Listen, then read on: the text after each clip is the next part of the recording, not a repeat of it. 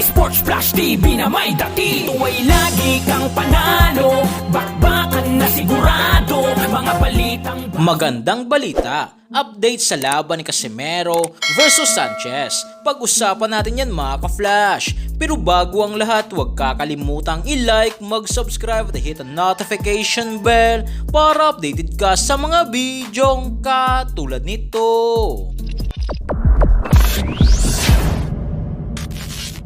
So isang magandang balita nga po mga ka-flash ang ibinahagi sa atin ni Coach Jason Casimero sa paparating na laban ni former 3 Division World Champion Angas ng Pinas, General Cuadro Alas Casimero versus former World Title Challenger Saul The Beast Sanchez na gaganapin sa Yokohama, Japan sa October 13 na kung saan sa maraming nagtatanong kung saan nga po mapapanood ang laban ng dalawa ay pwedeng araw ito mapanood sa channel ng Casimero Brothers sa Cuadro Alas It's My Boy. So dito nga po mga ka-flash ay talagang libre nating mapapanood.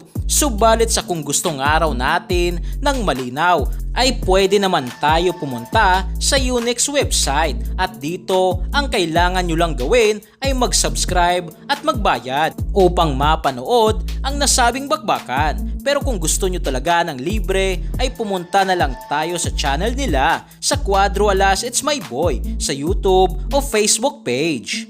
Patungkol nga po sa makakalaban naman ni Casimero na si Saul The Beast Sanchez ay dumating na nga po ito kahapon sa bansang Japan 5 araw bago ang nakatakdang laban na ayon pa kay Coach Jason Casimero mapapansin nga raw kay Sanchez na talagang kondisyon na ito at handang-handa na sa bakbakan versus Cuadro Alas Casimero.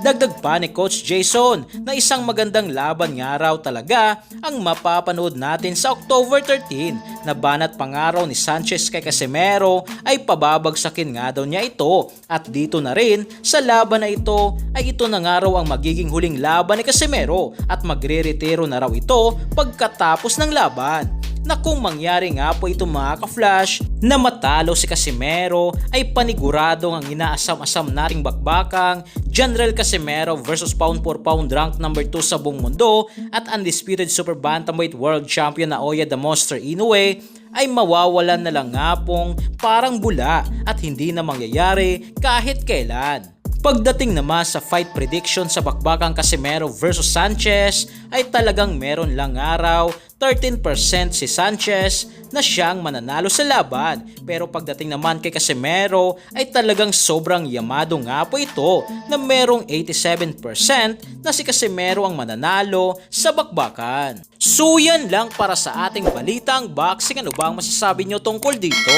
Para sa inyong komento at reaksyon ay komento nyo na sa baba. Hanggang sa muli, ito ang The Sports Flash TV.